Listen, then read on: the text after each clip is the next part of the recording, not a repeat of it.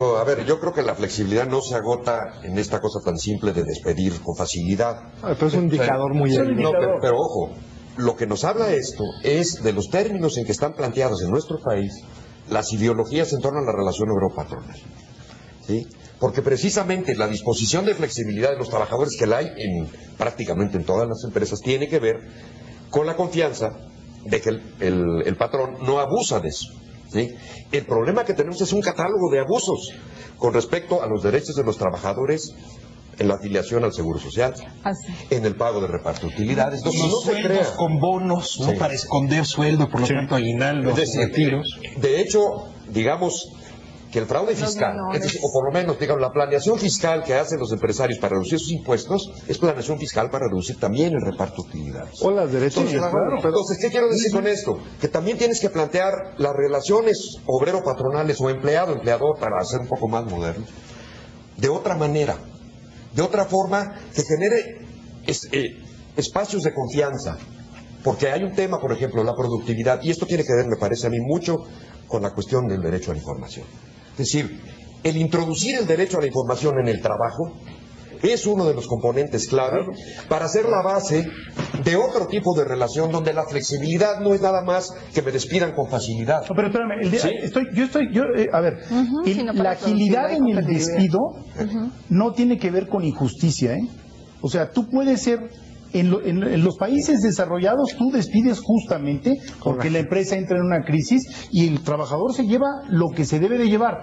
Ahora, ¿qué es lo que ocurre? Que con una rotación creciente de empleos como la que estamos viendo en el mundo laboral, en donde ha crecido, ¿qué te diré? 6 veces la rotación laboral en la vida laboral de un trabajador, necesitas esa flexibilidad. Con la otra, si no tienes esa flexibilidad, entonces la plaza para que el trabajador que sale de la empresa A pueda conseguir empleo en la empresa B no se da. Pero hay una pequeña diferencia. En la mayor parte de los países donde hay esa flexibilidad hay seguro de desempleo. Ese es bueno. ¿No? Entonces y aquí no hay. Yo sí mismo no se están poniendo en avión, pero con paracaídas. Pero ¿qué estamos generando con el cuento? Se oye re bonito, pero en la práctica, ¿qué tenemos? Lo que se oye muy bonito es que llevamos un discurso de más de 10 años hablando que el tema es flexibilidad y el tema de derechos del trabajador aplazado sistemáticamente. Yo creo que plantearlo así, yo creo que no nos va a resolver. Yo creo que pasa por flexibilidad, aunque tienen razón. Por supuesto, una madre a la que despiden porque está embarazada, eso es una cosa que hay que fortalecer. Y al obrero revoltoso en el sentido que quiera organizarse, no en otro sentido que la empresa no tendría por qué aceptar. O a los que se casan porque trabajan en el mismo lugar. Todas esas cosas habría que mejorarlas. Pero lo único que me parece que lo que estoy tratando de defender es que sí hay una serie de rigideces y no tenemos seguro de desempleo, pero el mayor crecimiento del empleo hoy en México está en el sector informal. Ni siquiera en el de tus 90% de sindicatos blancos, sino allá afuera.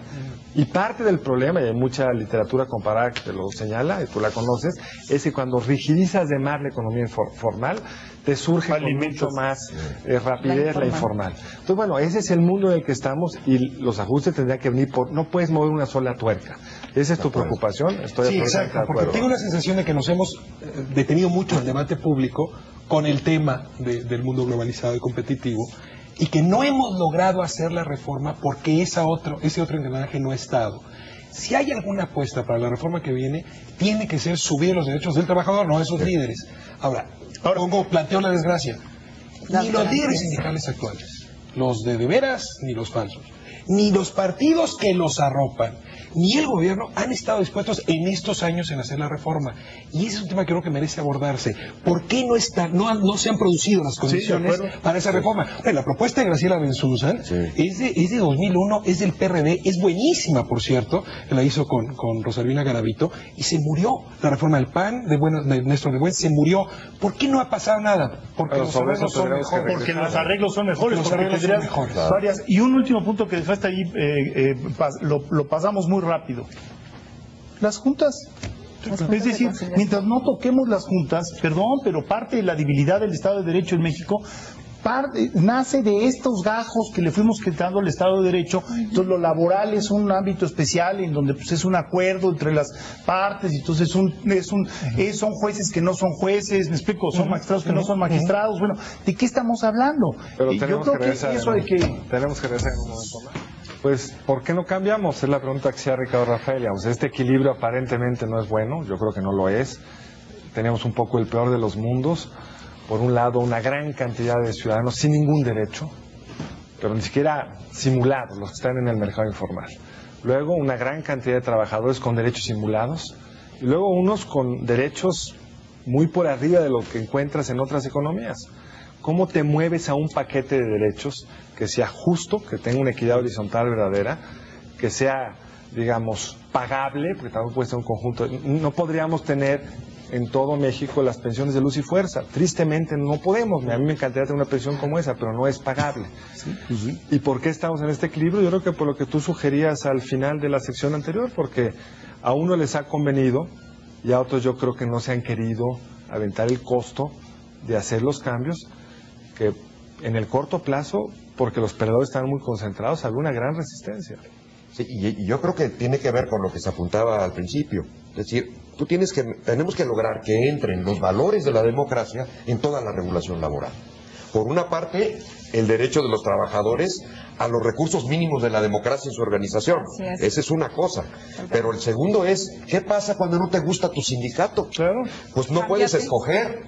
Es decir, no hay libertad sindical. ¿Por qué? Porque solo hay uno, y ese es el titular. Y aviéntate el tiro de cambiar la titularidad. Lo que comentaba hace un momento, se está discutiendo hoy si se vale eso, de que cuando hay un recuento por titularidad de contrato, pongan al trabajador en una mesa solo, frente al patrón, los dos sindicatos que se disputan y la autoridad, y le digan, Juanito Pérez, ¿con quién estás? ¿Con la CTM o con la CROC? Sí. Y el hombre voltea y dice, ¿qué hago? ¿Habrá chamba en la empresa de juntos?